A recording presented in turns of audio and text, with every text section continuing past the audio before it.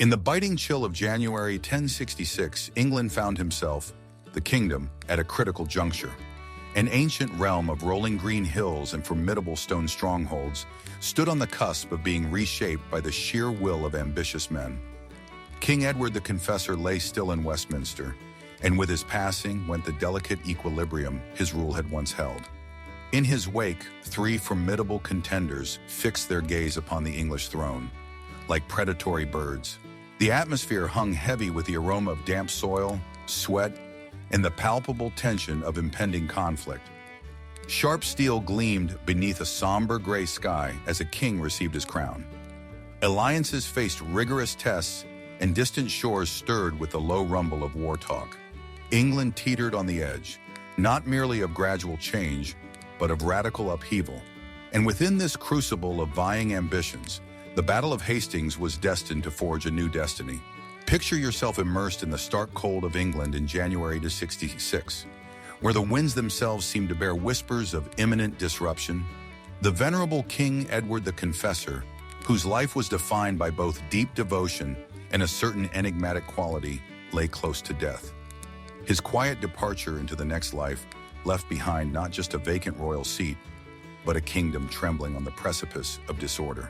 With no direct male heir to assume his authority, England became a contested arena for a fierce power struggle. Its fate balanced precariously on the designs of three men, each fueled by an identical, unyielding hunger for dominion. Edward's reign had been a fabric woven more from careful diplomacy than overt military campaigns. Yet his childless union with Edith of Wessex, rumored to be more a political arrangement than a bond of affection, cleared the path for a perilous vacuum at the top. As the realm grieved, men of power and influence aligned themselves, sensing the opportune moment in the shifting winds. Edward's reputation for saintliness may have secured his place in religious histories, but it accomplished little to guarantee the future stability of his kingdom.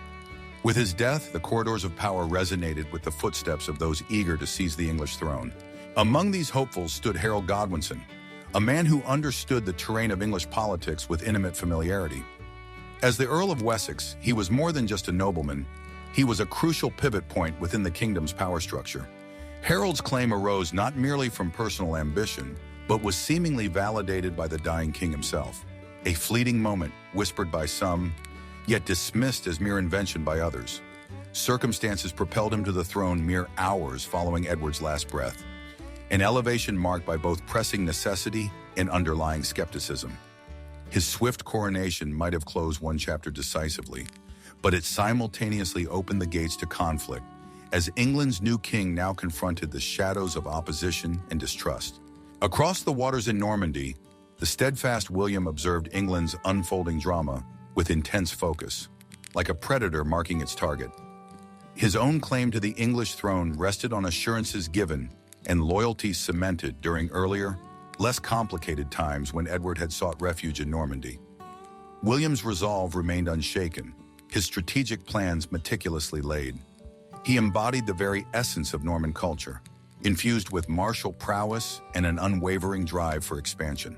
For William, the English crown was not a distant fantasy, but a tangible objective woven into the fabric of his identity by family ties and the solemn oaths of a past alliance. Further to the north, another contender asserted his right. Harald Hardrada of Norway, a king shaped by the harsh, icy winds and the fierce sagas of the Viking world.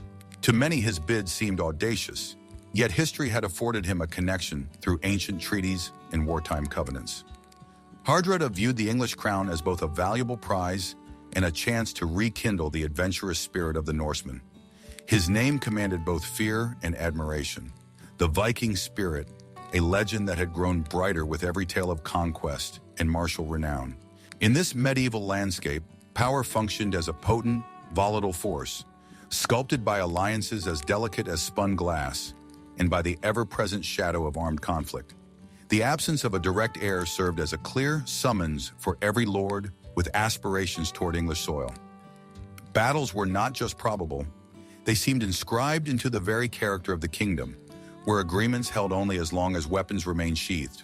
Power was a perilous dance on shifting foundations, where personal ambition and acts of betrayal dictated the rules of engagement. The claims to Edward's throne represented more than individual desires. They were echoes of larger cultural narratives. The Saxon traditions that defined England now faced confrontation from competing influences: Norman chivalry and Viking ferocity. England constituted more than just territory. It was a precipice where distinct worlds collided. The impact of these potential conquests carried significant ideological weight, promising a transformative tide that would redefine the linguistic and legal fiber of the nation. The medieval mindset often regarded warfare as a divine mandate, inextricably linked with concepts of honor and preordained destiny. For the common man, life unfolded under a perpetual cloud of uncertainty, where leadership determined not merely who held the throne, but who offered protection against the looming darkness of insecurity. The question of who would reign was as fundamental to them as their own sustenance. Threads intertwined with their daily struggle for survival in a world where myths and stark reality often blurred. As the soft golden light of sunset signaled the close of Edward's era, it also marked the calm preceding a storm that would ultimately claim not just a crown, but the very soul of England itself. The struggle for dominance that followed was about more than mere authority.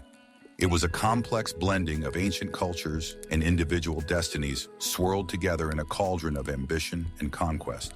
This marked the beginning of England's transformation, a saga where the clang of swords and the whispers of scripture would soon intertwine, charting a new course through history's complex weave.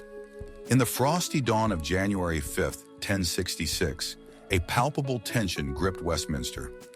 King Edward the Confessor lay on his deathbed, his life ebbing away in shallow breaths and murmurs that barely disturbed the cold stillness. His reign, a blend of piety and sharp political maneuvering, reached its quiet conclusion without the clear designation of an heir. Some maintained it was devotion, not merely circumstance, that left his throne without a successor. And within that dim, candlelit chamber, shadows seemed to dance with the profound uncertainty hanging heavy in the air. Beyond those walls, noblemen gathered, their breath visible in the chill, each acutely aware of the kingdom's precarious state. Edward's passing, barely louder than a final breath, ignited ambitions and set the stage for a year, destined to etch itself indelibly into England's history. The weight of the kingdom's fate seemed to hang with each flicker of candlelight as Edward's life waned.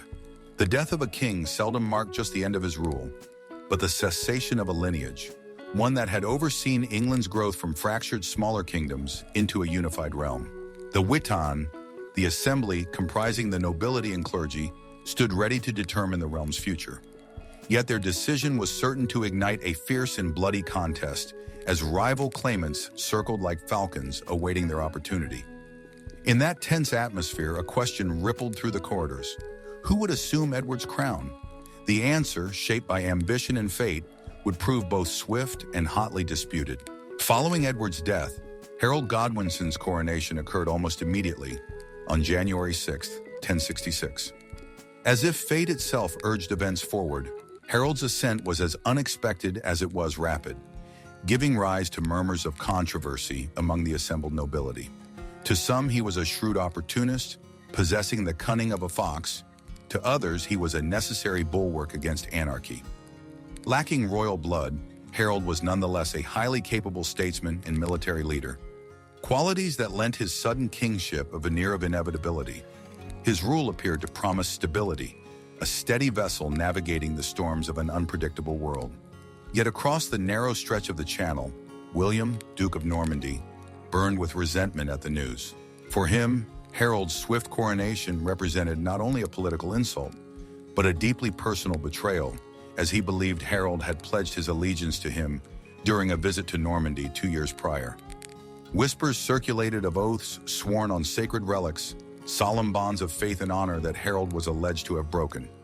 This perceived perfidy, a sword point driving William's fury, transformed Harald from merely a king into a defined target.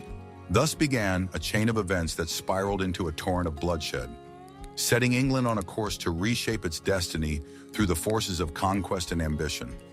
Within England, opinions varied as much as the landscape itself. Some denounced Harold's rapid rise as outright theft. Others saw a leader with the sharp political acumen required in such turbulent times. The Witan judged Harald the right choice, recognizing in him the strength to repel threats from both Normandy and Norway. For the common populace, matters of oaths and lineage were distant, abstract concepts. Their concerns were rooted in the earth, the fundamental need for security, for a king who could safeguard the tattered remnants of their fragile peace. In such volatile times where survival itself twisted like a wheel, promises and allegiances frayed at the edges under the pressure of necessity, Harald's path to kingship was woven through threads of both opportune timing and the inherent strength of his lineage. Born into the powerful Godwin family, Harald's life was steeped in politics from the outset, his destiny shaped significantly by the hand of his father, Godwin, Earl of Wessex.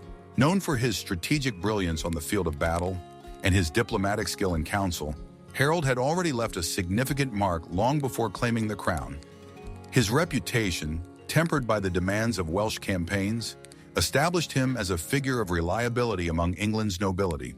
Through steadfast alliances and shared military successes, Harald stood positioned as a potential kingmaker by both circumstance and design, ready for the monumental struggles that lay ahead. Across the Channel, the news ignited the wrath of William of Normandy. A man renowned for his precision in both thought and action, William regarded Harald's act as a grave breach of trust. In Normandy, word of Harald's alleged betrayal served as a rallying cry, emboldening William's cause to reclaim what he deemed rightfully his. The Duke's drive for vengeance extended beyond mere military action, encompassing diplomatic overtures to gain the Pope's blessing, thereby transforming his campaign into a sanctified endeavor. Under banners blessed by divine authority, William's forces prepared for a mission laden with both conquest and holy purpose, a war unlike any the Isles had yet witnessed. Harald's coronation plunged him into difficult dilemmas rather than offering ease.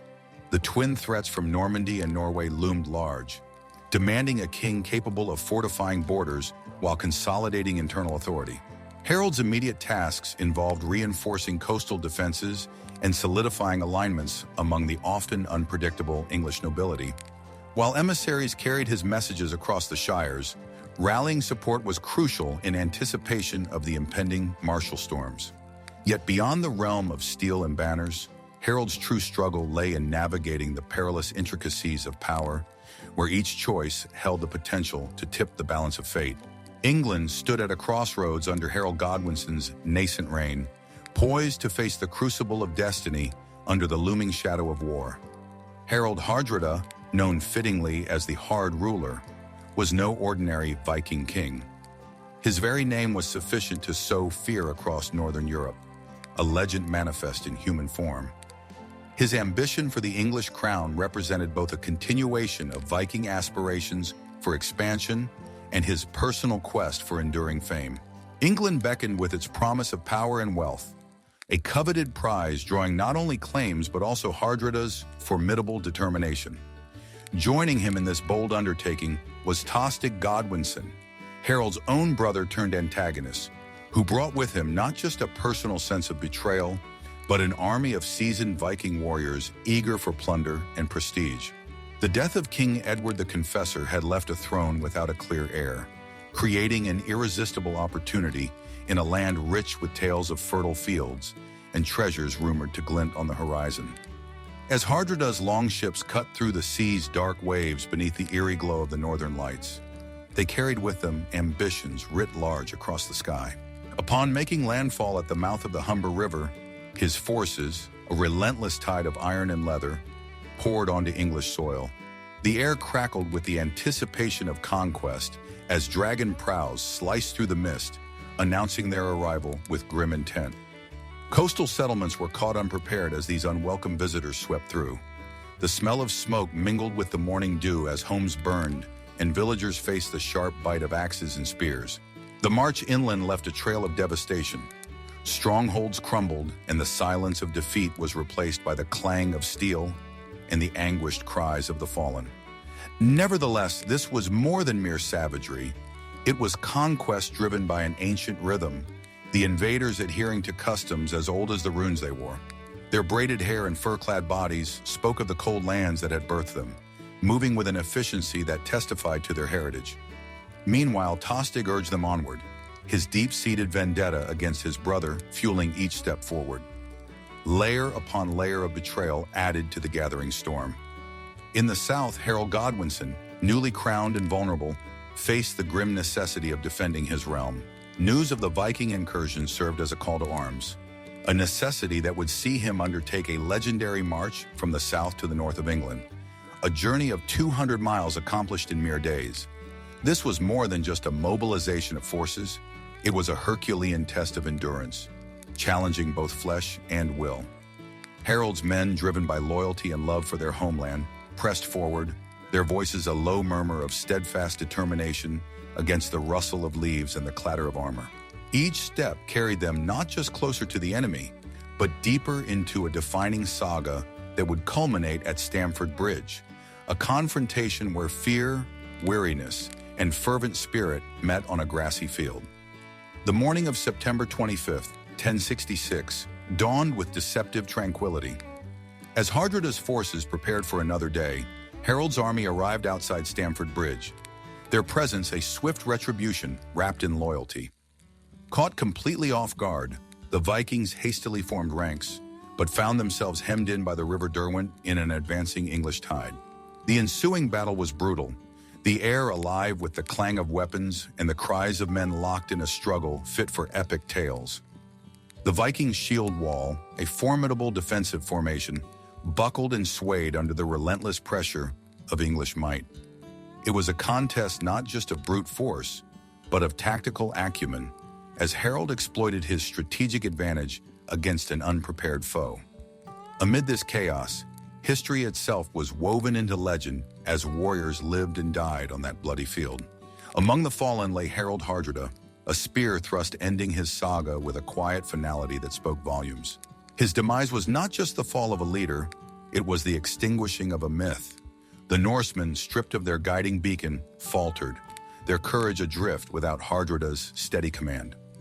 The loss rippled through their ranks, extinguishing the spark of defiance as the stark reality of their defeat blotted out hope. Tostig Godwinson also met his end here, a villainous arc concluding in tragedy. His ambitions, like those of Icarus, crashed ignominiously, fueled by arrogance and vengeful feelings. To Harold, his brother's death brought not triumph, but a bittersweet scene against the backdrop of victory, a stark reminder of familial bonds turned to ash amid war's relentless grasp. Yet the victory at Stamford Bridge tasted sour in Harold's mouth, a triumph shadowed by a foreboding sense.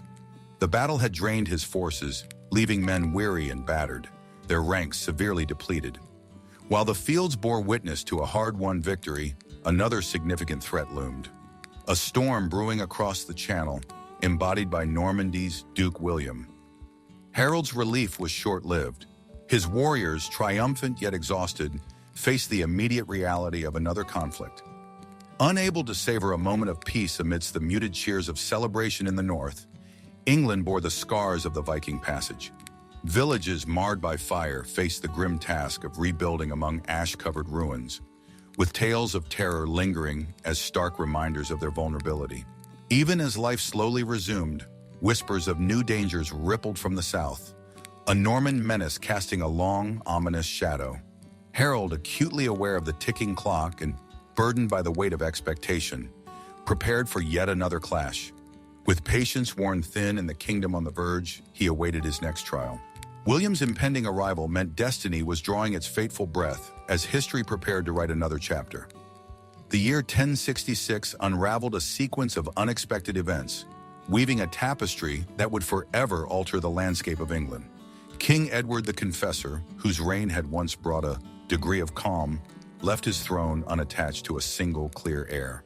In the aftermath, an epic struggle for power ensued, encompassing the most fervent ambitions from across Europe. Among these was William, Duke of Normandy, a man who interpreted the winds of fate as aligning perfectly with his own designs. This was driven by more than mere greed. It was presented as a crusade under the explicit guidance of divine approval. When news reached William that Pope Alexander II had dispatched a consecrated banner, the waves of religious fervor extended across the Channel. This banner was no mere piece of fabric.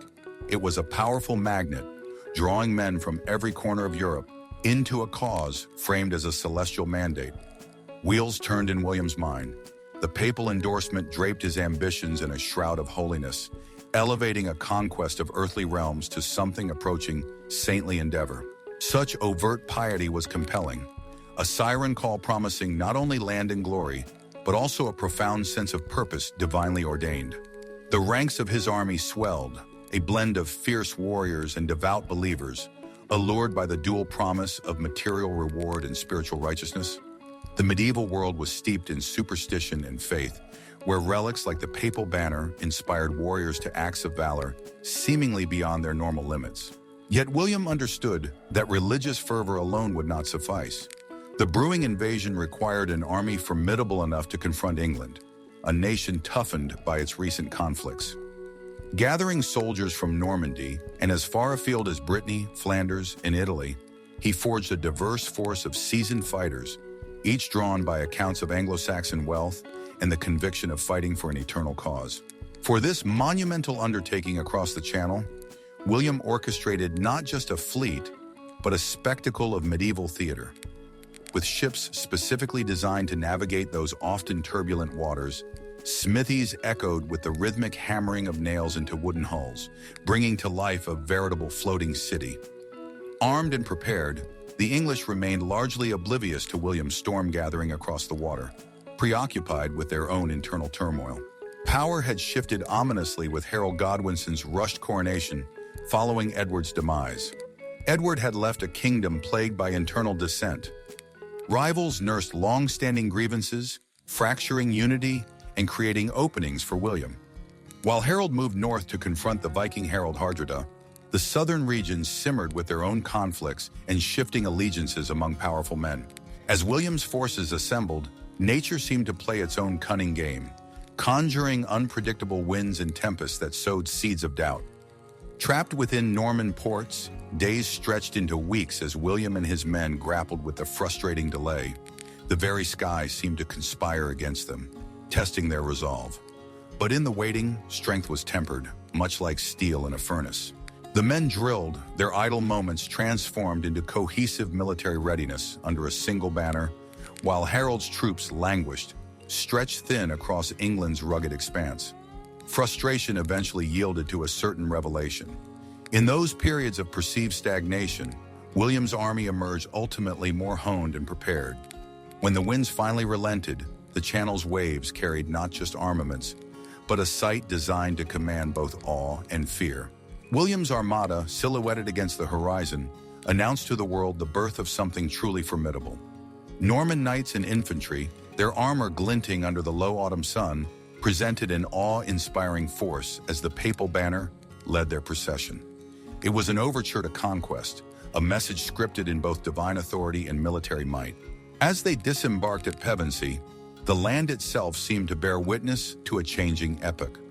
Swift and strategic, William seized strongholds with methodical efficiency, leaving English soil vibrating with the foreign clamor of his army.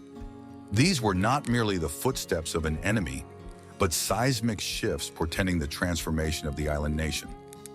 William approached conquest with a dual strategy, sowing terror while simultaneously extending offers of alliance to those willing to cooperate, recognizing the potency of negotiation as a key weapon in warfare. Blessed by Rome, William's Unraveling campaign wore the mantle of a holy mission.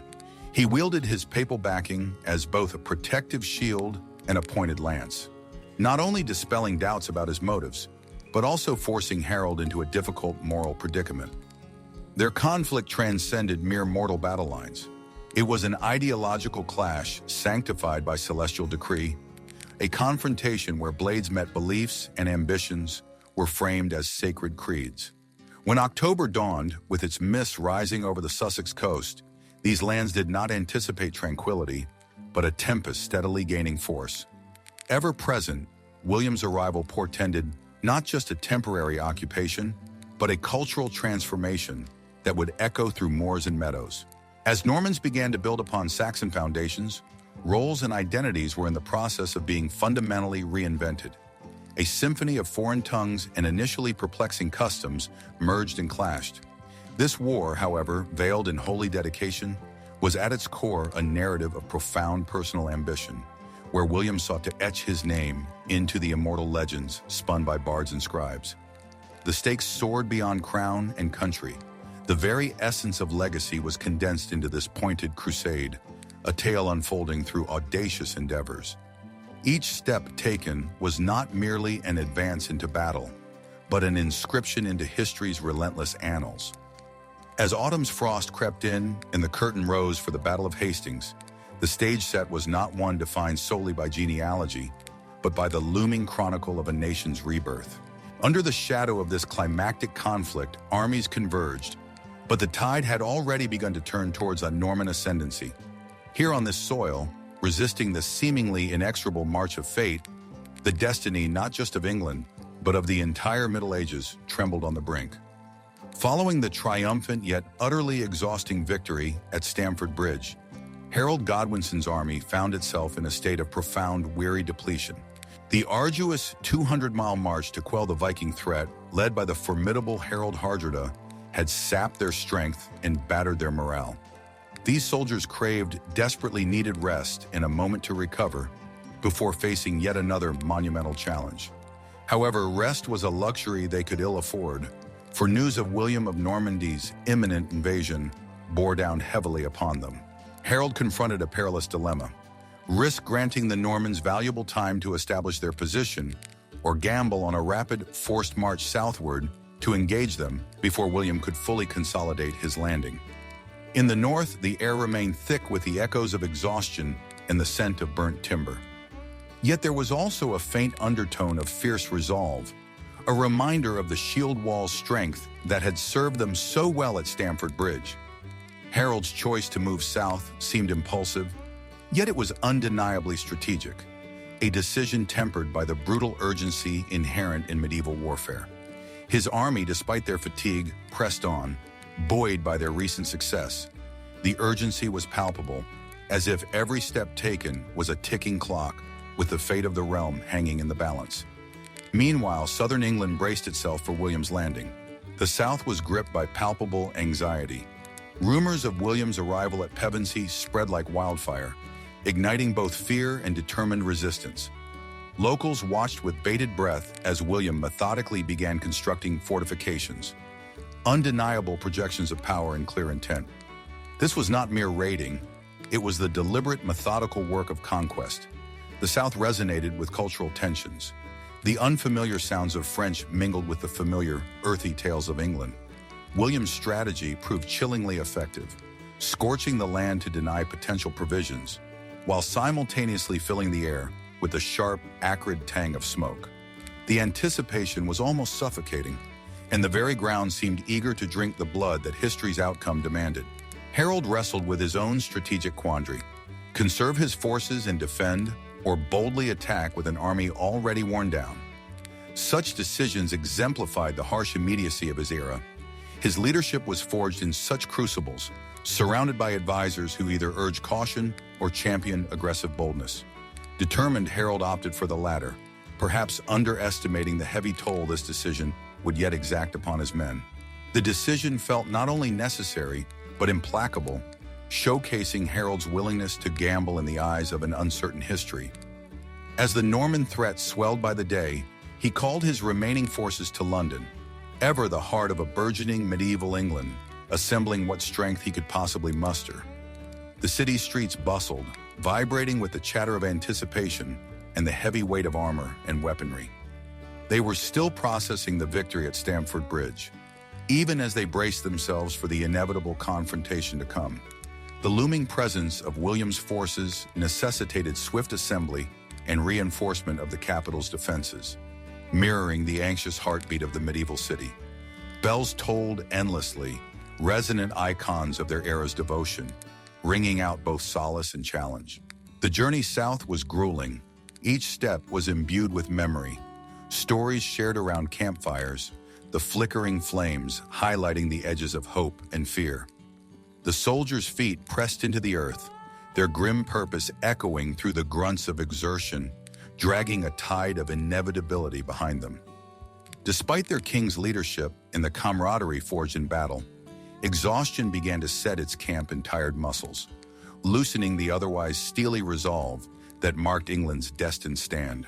Harold's men pressed on, marching into history with the embers of shared dreams burning in weary whispers, blending nostalgia for home with the grim necessity of their task. Diplomacy played its part. Emissaries crisscrossed the war-torn realm, weaving a fragile tapestry of oaths and alliances among the powerful men. Each sworn promise represented a thin thread of hope woven against the overwhelming dread of Norman might. Trust, a fragile currency, was traded cautiously amidst promises of lands and favors, granted to secure the loyalty of shire after shire. Loyalty was volatile.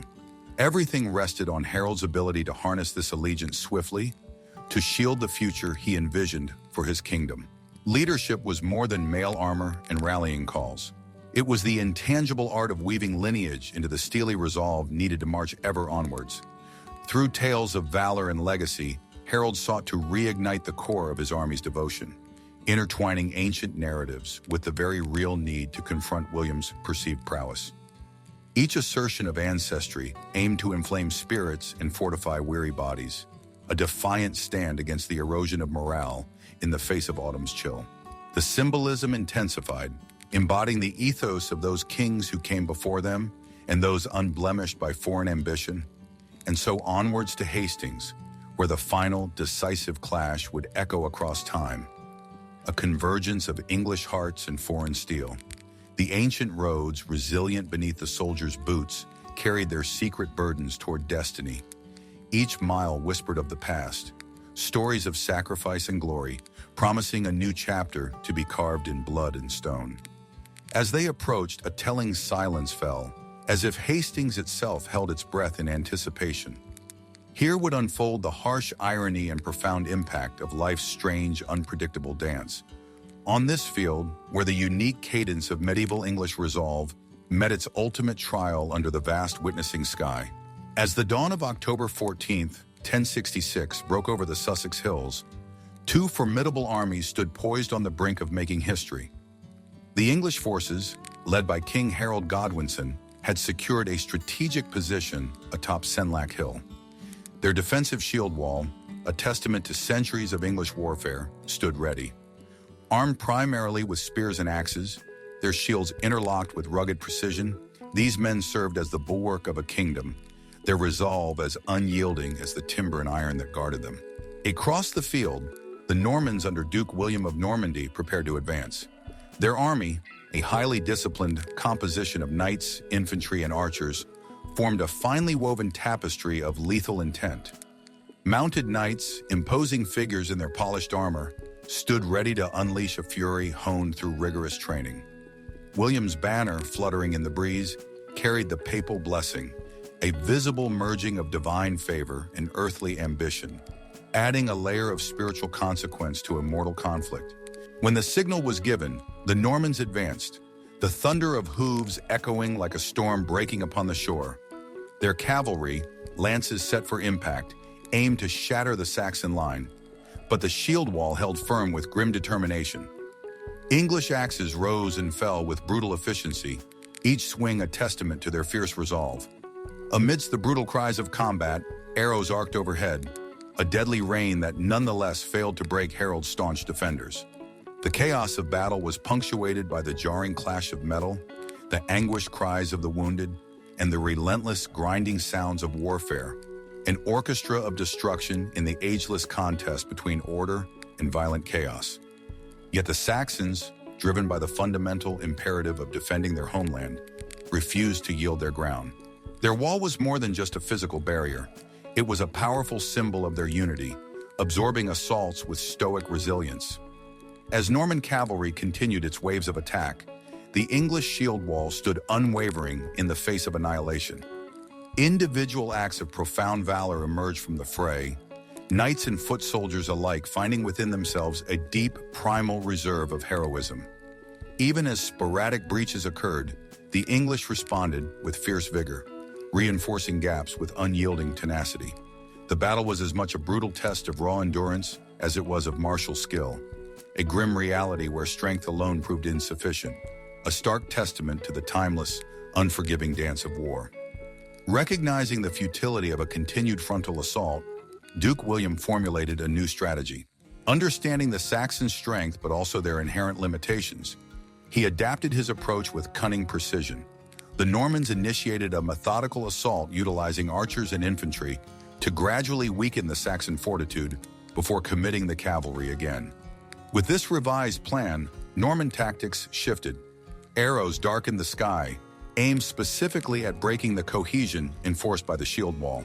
Each subsequent cavalry charge operated under a guise of calculated deception, seeking not sheer destruction, but a gradual loosening of the enemy's hold. This adaptation illustrated a key contrast between the armies. The Saxons were driven by raw defensive strength, while the Normans employed calculated versatility, using every engagement to sow seeds of doubt and fatigue within the English ranks. Despite these tactics, the Saxon wall retained its integrity, a tribute to their unity and discipline under extreme pressure. Harald moved among his men, offering words of encouragement and reaffirming their shared resolve. The chants of the English warriors resonated through the conflict, a powerful building communal spirit forged from deep loyalty to their king and country.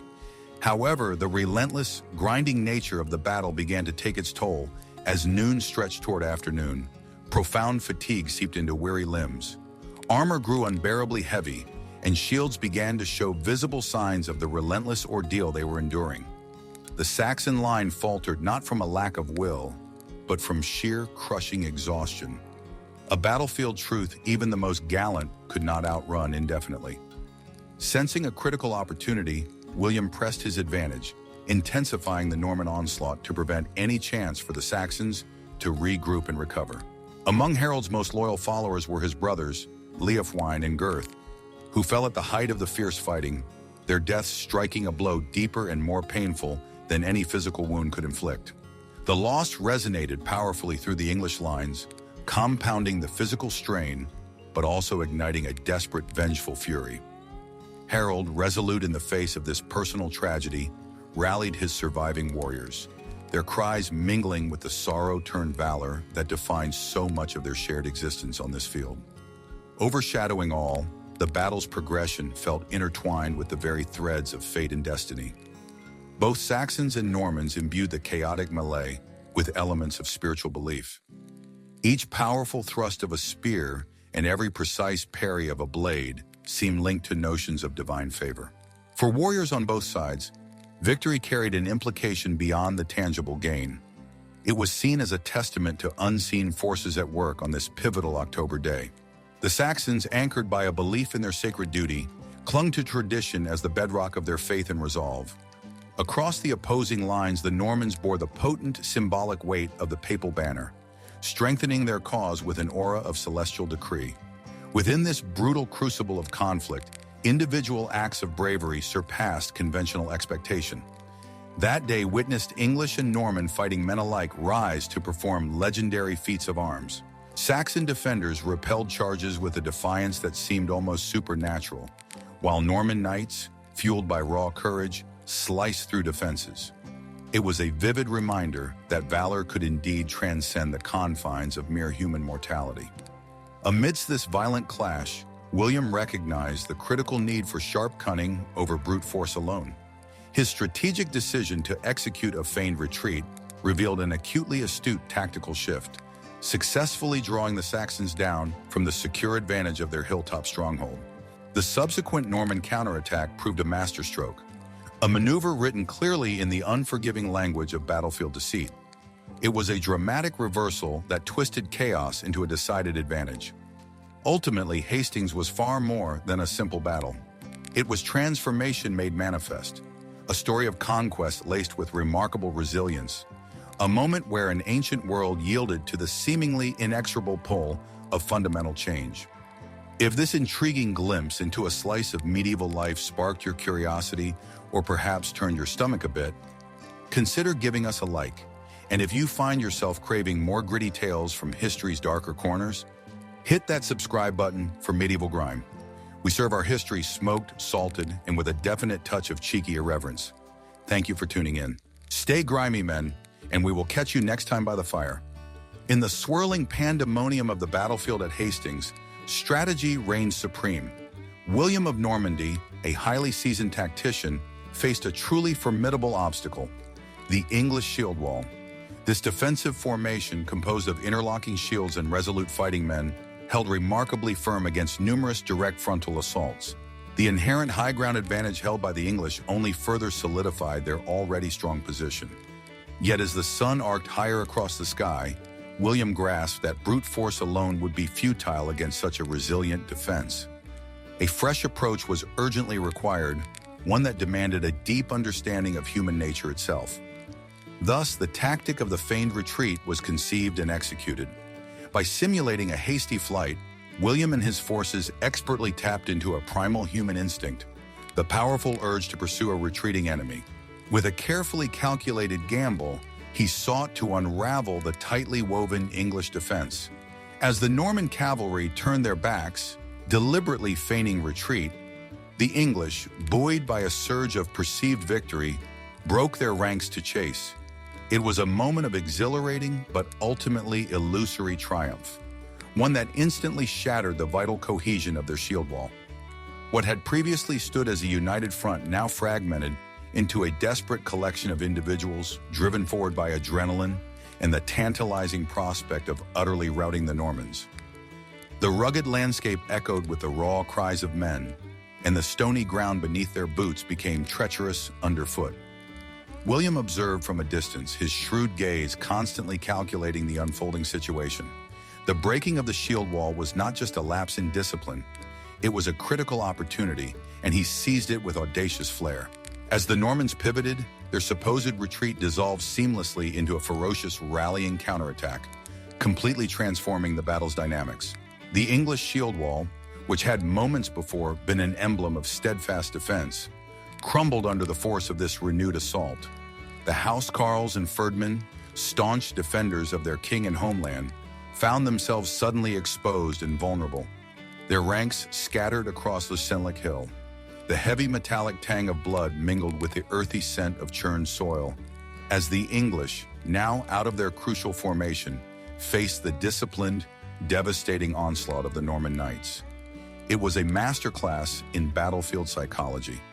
The feigned retreat served not merely as a strategic military maneuver, but as a profound mental game, expertly exploiting the inherent weaknesses lurking within the English's seemingly invincible tactics. The shifting tides of battle momentarily lifted their hopes, only to crash back down with crushing force as the Normans pressed their advantage home relentlessly. Yet the impact of William's clever gambit extended far beyond immediate victory on the field. The psychological erosion inflicted upon the English forces was as devastating and crippling as the physical assault itself. The triumph they had briefly tasted moments earlier curdled into stark desperation, a bitter draft of impending, unavoidable defeat. Harold's men, stripped of their cohesion and shattered in confidence, stood exposed to the ruthless precision of the cavalry charge. Their morale utterly shattered. The battlefield transformed into a grim tableau of confusion and dread. The piercing sound of clashing steel merged with shouted orders, and the pained cries of anguish from the wounded. The very sky seemed to darken, cloaking the field in a grim tapestry woven from the distinct threads of courage, cunning, and devastating collapse. William's strategy at Hastings was far more than a mere tactical innovation. It was a powerful embodiment of the strategic cunning that often defines successful medieval warfare. Long before the echoes of these particular arms, feigned retreats were a known tactic, a trick employed across various historical epochs. Yet they demanded a level of discipline and execution that few armies could truly master. On that specific day, William demonstrated with chilling clarity how intellect and instinct could intertwine, moving warfare beyond mere raw strength into the profound realm of psychological mastery. The sheer weight of his victory pressed down upon the vanquished, not only altering the immediate tide of the battle, but fundamentally transforming the entire narrative of English resistance. As the dust settled upon the field, the once mighty English defense lay in utter ruins, its discipline undone by William's artfully deceptive maneuver. In the ensuing chaos, the English warriors who remained, once stalwart defenders, faced grim and terrible choices. The soldiers still standing struggled not merely against Norman blades, but against the shattering, crushing realization that the world they had known had changed, perhaps irreparably. Death's grim specter hovered omnipresent over the blood-soaked field, and survival devolved into a desperate, panicked flight from William's relentless advance. Anguish and the earthy sweat of fear mingled in the air. And for those who had fought bravely under Harold's banner, the loss transcended the battlefield itself. It was the stark aftermath of their entire way of life dissolving, their reality fragmented into the long shadows cast by a new Norman dawn. Yet the profound effects of Hastings rippled far beyond this single bloody day of carnage. William's cunning did not just unseat a king, it fundamentally recast the future of an entire nation. Within the span of mere months, the landscape of power in England shifted dramatically, meticulously architected by Norman hands. Castles rose like stern, unyielding sentinels of control, and the intricate, pervasive web of feudal tenancy took deep root across the land. Old Saxon traditions began a slow, inevitable intertwining with new Norman mandates, and the evolution of England fostered a complex cultural weaving that encompassed its law, its language, and its fundamental societal frameworks. The Norman victory was not merely a conquest achieved through military might, but a profound and enduring reordering of an entire society from its core. As William etched his indelible mark upon England's history, the powerful resonance of his strategies found continued relevance in conflicts yet to come, echoing through time as a potent testament to the art of war. Hastings became a veritable keystone in the annals of military strategy, definitively demonstrating that the mind's sharpest blade, honed with strategic insight and tactical cunning, could ultimately slice through even the most seemingly ironclad of defenses. Thus, Hastings entered the chronicles of history not simply as a battle fought and won, but as a defining moment marked by audaciousness, crucial adaptation, and enduring far-reaching influence. As afternoon shadows stretched long fingers across Senlac Hill, the battlefield remained a cacophony of clashing swords and the pained cries of the wounded. The air hung thick with the smell of sweat and blood. At the very heart of this turmoil stood Harold, embodying the grim, resolute determination of his Saxon warriors. His unwavering resolve inspired his men. His presence visibly fortified their wavering lines. Yet in the chaotic din, piercing through the noise, an arrow seemingly destined by history itself found its mark. Whether it truly pierced his eye or became a powerful, enduring emblem of his downfall, the narrative holds less weight on precise fact and more on the swift, brutal turn of fortune's wheel. The brutal noise of battle was such that even the death of a king could easily be just another anonymous scream swallowed by the maelstrom. Yet Harold's fall was not merely personal.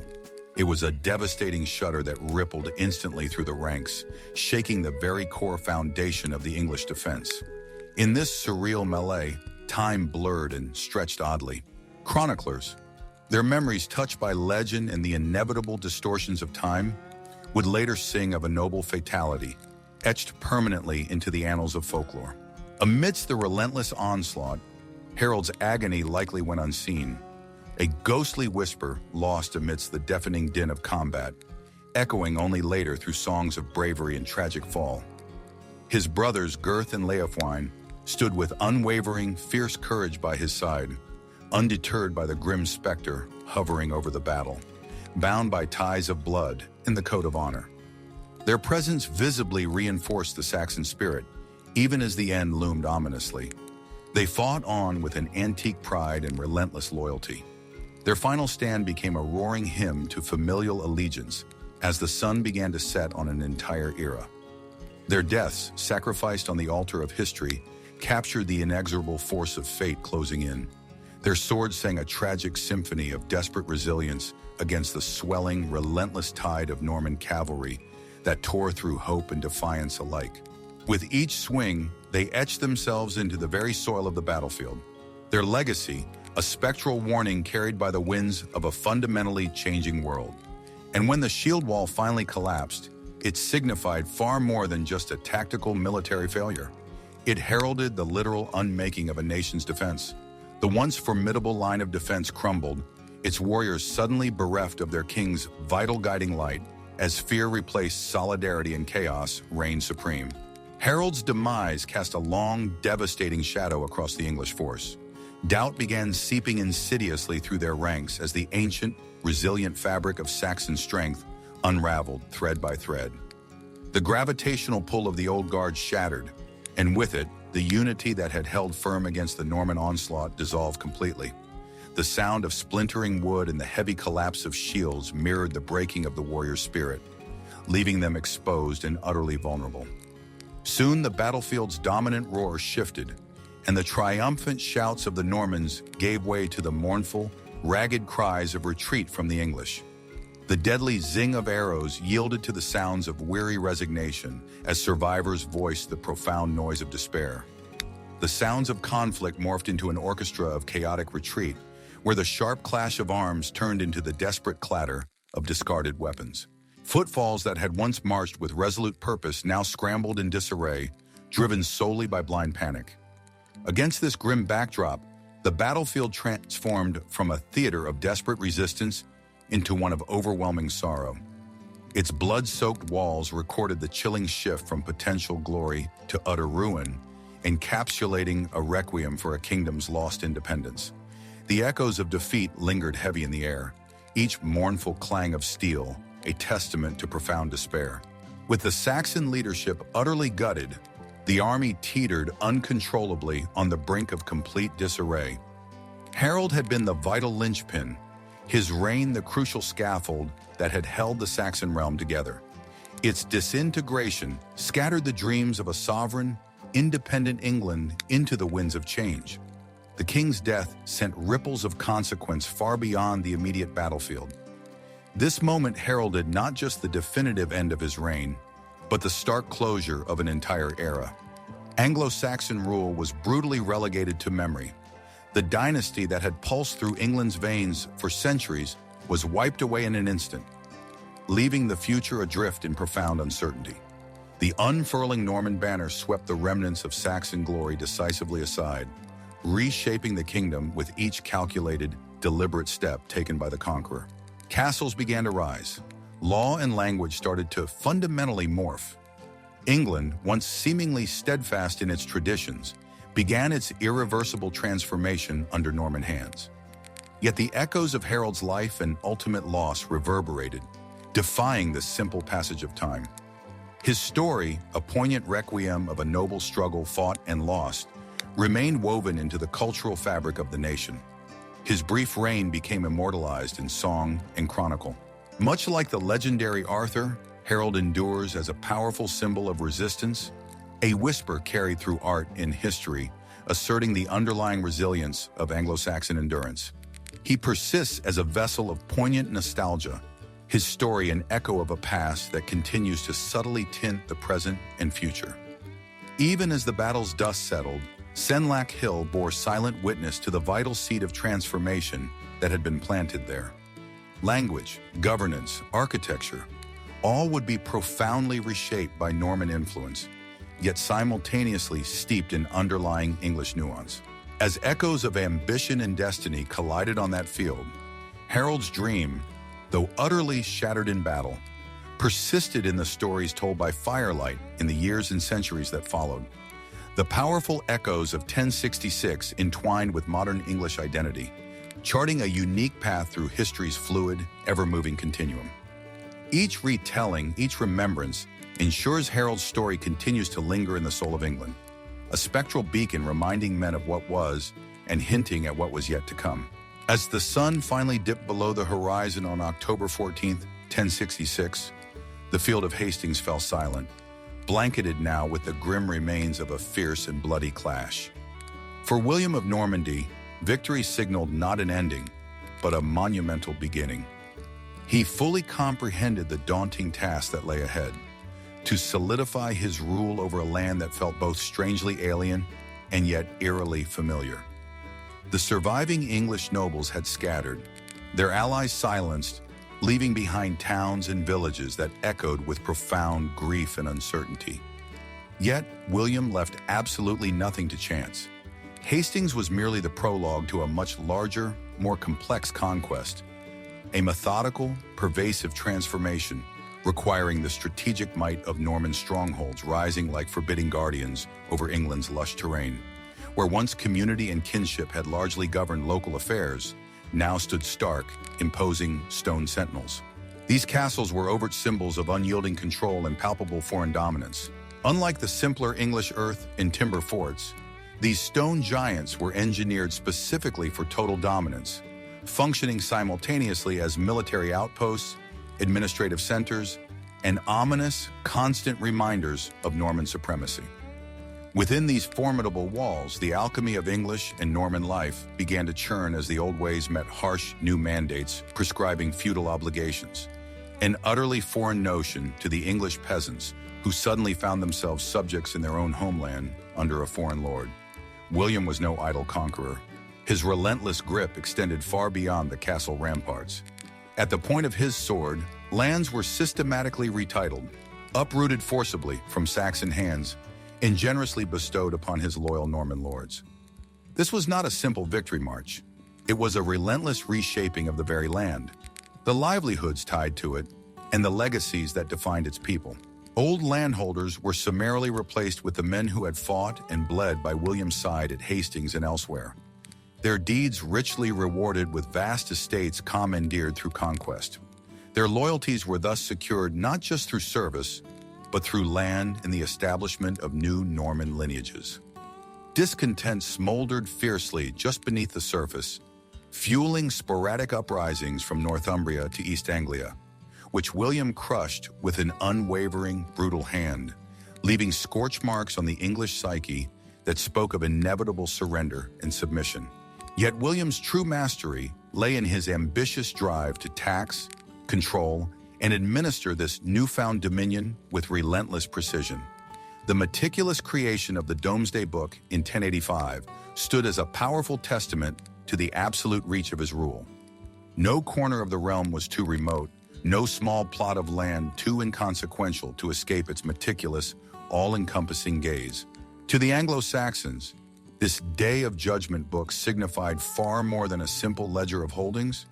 It was the undeniable, unyielding watch of Norman authority, cataloging lives, lands, and long-standing legacies with cold efficiency.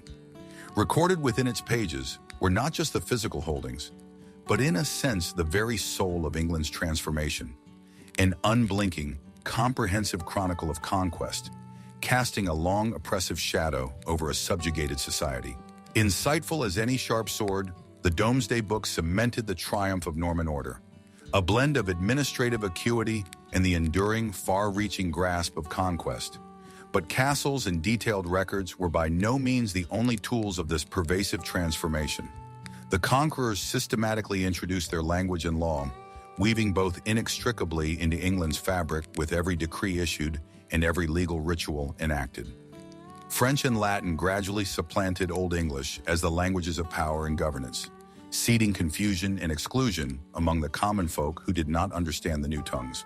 Yet as decades turned into generations and words from different languages intertwined, Middle English began to emerge, a rich linguistic tapestry that bore the indelible marks of both conqueror and conquered. This slow evolution paved the way for a new, expressive literary flourish seen centuries later in the tales of Chaucer, a gradual metamorphosis rooted deeply in these early linguistic adaptations. Legal reforms mirrored this linguistic fusion, instituting elements of Norman justice that initially appeared foreign, yet often proved pragmatic and effective. Trials shifted towards more inquisitive inquiry, royal writs replaced some older communal assemblies, and the complex dance of feudal rights took root in courts and councils across the land. While initial resistance to these legal changes abounded among the English, Norman law eventually enriched and fundamentally shaped English governance, a testament to adaptation born out of sheer necessity. At the heart of spiritual life, the English Church underwent its own significant realignment as Norman bishops systematically replaced their Saxon predecessors, effectively shepherding congregations towards a marriage of faith in the new Norman regime. With papal endorsement and William's iron will driving the process, the church hierarchy was thoroughly restructured, aligning closely with continental models centered in Rome, while simultaneously subduing many local Saxon customs. Towering Romanesque cathedrals, echoing the imposing majesty of the new castles in their sheer scale and grandeur, became powerful symbolic watchtowers of divine rule, reinforcing earthly power. Within these sacred walls, the realms of the sacred and the secular dramatically converge, solidifying a Norman legacy etched not only in enduring stone, but also eventually in the hearts of England's faithful population. Amidst this sweeping tapestry of conquest and change, an unexpected cultural exchange began to unfold. Norman lords increasingly married into Saxon noble families, effectively binding two distinct bloodlines into a new, hybrid genetic tapestry that would define future English aristocracy. Tales, customs, and cuisines from both cultures mingled, transforming marketplaces, village fairs, and family hearths into vibrant crucibles of shared tradition. Integration, slow yet seemingly inevitable, gradually crept through all levels of society, eventually softening the sharper memories of strife and conflict in favor of a shared narrative imbued with a growing sense of mutual respect and common identity. Yet it was not solely the past that shaped this New England. The fundamental framework William established also heralded a completely new social order through the creation of a pervasive feudal pyramid, a strict hierarchy where every single loyalty was born directly out of land tenure and the swearing of solemn oaths. Lords gained considerable autonomy within their domain, but remained inextricably tethered to the king's ultimate royal supremacy, their domains forming a patchwork of drilled enforced allegiance. A distinct vertical scaffold of power arose, imposing order through a lattice work of obligation and reciprocal duty, yet simultaneously enabling England to eventually reclaim a strong sense of national unity under a common monarch, albeit a Norman one. In a remarkable twist of fate and historical irony, Norman rule not only absorbed elements of English customs and legal practices, but also spurred innovations that ultimately propelled England toward a more modern state. The inherent paradoxes embedded in this hybrid governance, juxtaposing rigidity and flexibility, radical transformation and persistent tradition, collectively charted the course for an England newly poised for greatness and global influence. The profound legacy of 1066 proved to be far more than just the outcome of a single military victory. It was an enduring testament to adaptation, amalgamation, and the complex forging of a national identity. History speaking here with voices that gradually merged, ultimately unified in their diversity, and strengthened immeasurably through shared struggle and survival. In the aftermath of the Battle of Hastings, the English landscape, both its physical terrain and its complex cultural fabric, underwent an irreversible and profound transformation. French quickly ascended to become the language of power, becoming the dominant tongue spoken at court, within the legal system, and among the newly established Norman aristocracy. Imagine awakening one day to find yourself feeling like a stranger in your own land, with your native language systematically pushed to the fringes, replaced entirely in daily transactions, marriage negotiations, and formal legal proceedings. The native vernacular slowly but surely gave way, with Old English words being reshaped by French nuances, effectively embedding Norman authority into the fabric of everyday life for generations to come. Such linguistic colonization not only infused countless new words into the language, but also introduced fundamentally new ideas and social structures that changed the nation's identity at its very core. Over many generations, this extensive linguistic melding birthed what we now recognize as Middle English, slowly sowing the seeds for a new era of expressive literary flourish, later seen in the works of writers like Chaucer. A slow, deep metamorphosis clearly visible much later in history, but with its roots firmly planted in these early adaptations following the conquest. Harold's devastating fall at Hastings effectively spelled doom for the vast majority of the Anglo-Saxon nobility, obliterating an ancient social order that had defined England for centuries. The old powers, systematically stripped of their lands and titles, faced grim choices, either exile from their homeland or certain death. The castles that rose in their place across the land were not merely military fortresses, they were looming, unmistakable symbols of a new dominant regime, standing defiantly against any lingering remnants of resistance.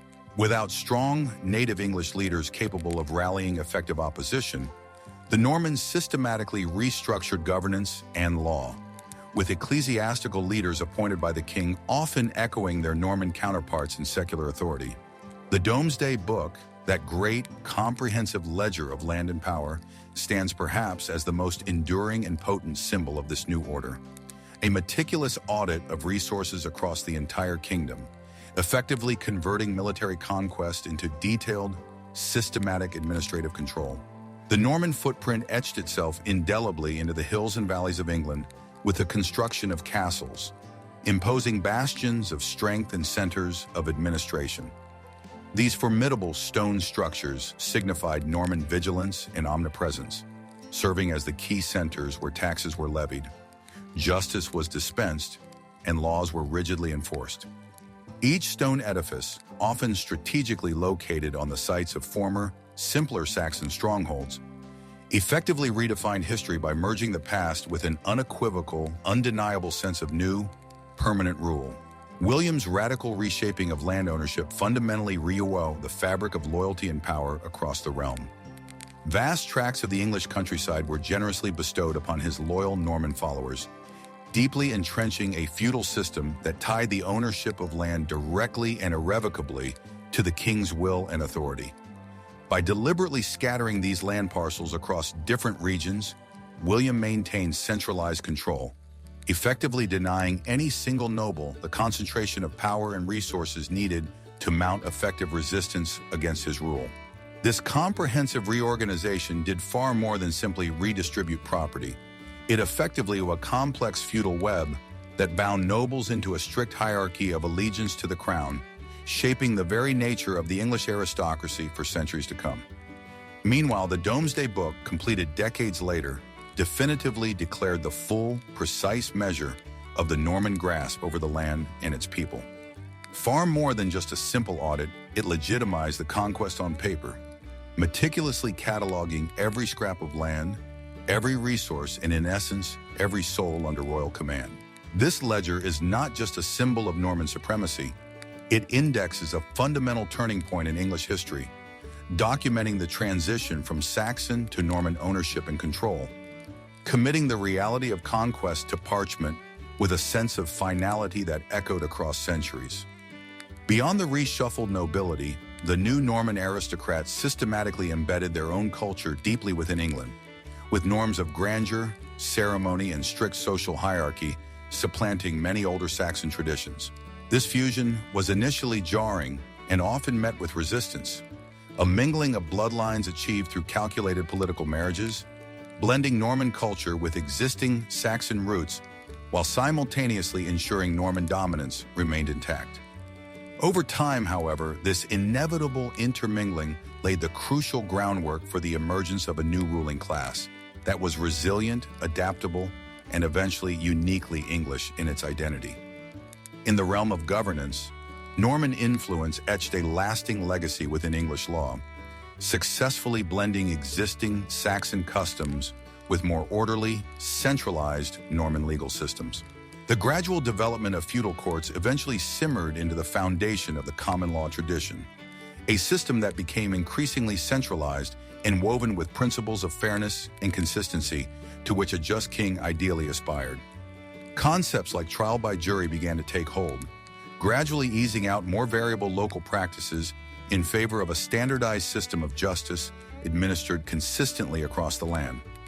These nascent shifts in legal frameworks pointed directly toward later, monumental milestones like the Magna Carta, testament to a new narrative of governance, order, and, paradoxically, evolving concepts of freedom under the law.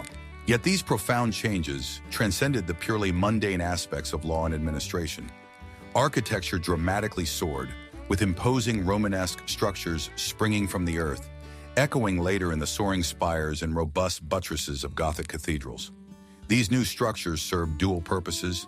They were formidable defensive strongholds, visible symbols of power, and simultaneously awe-inspiring works of art and faith. Their towering stone forms and intricate stained glass windows reflected both divine aspiration and a clear cultural evolution, moving the nation from turmoil toward a new defined identity, an edifice-making journey from military conquest to enduring legacy. Religion, too, played a crucial, often pivotal piece in the puzzle, seeing the face of the English church alter drastically to align much more closely to continental models centered in Rome. Norman bishops systematically replaced Saxon clerics at the highest levels, and the church in England was fundamentally reshaped to ensure that ecclesiastical authority consistently reinforced regal power and central control. Monastic life found new vigor and purpose, with abbeys flourishing not just as spiritual havens for contemplation, but as vital centers of learning, culture, and significant economic resilience. The burgeoning influence of these religious centers gradually cultivated a sense of institutional continuity and stability that helped unify the nation under one shared God and one ultimate king. Norman influence pervaded warfare itself, solidifying the chivalric ideals of knighthood. The martial spirit, increasingly governed by concepts of valor, honor, and loyalty to one's lord and king, fundamentally redefined warfare and blurred lines of social class, epitomizing the powerful union of military skill and entrenched feudal loyalty. Concepts of formalized knighthood and chivalric combat emerged, often accompanied by the ceremonial grandeur of tournaments, reflecting both a homage to martial prowess and a nod toward the burgeoning ideals of honor and courtly conduct. The echoes of these ideals outlasted the initial need for conquest and consolidation, growing into a celebrated tradition that continues to color our understanding of the medieval world. From language to lineage, law to architecture, the Norman legacy embedded itself deeply within English soil, forging a distinct, complex, and enduring composite identity, transformative, resilient, and as omnipresent in the quiet sanctity of libraries preserving historical texts as it is in the lingering echoes of hammer on stone from centuries past. Far-reaching indeed did that Norman shadow stretch across the moors and across the centuries, not just in terms of dominion and control, but in the fundamental fiber of a civilization fundamentally rescripted by the forces of conquest and change.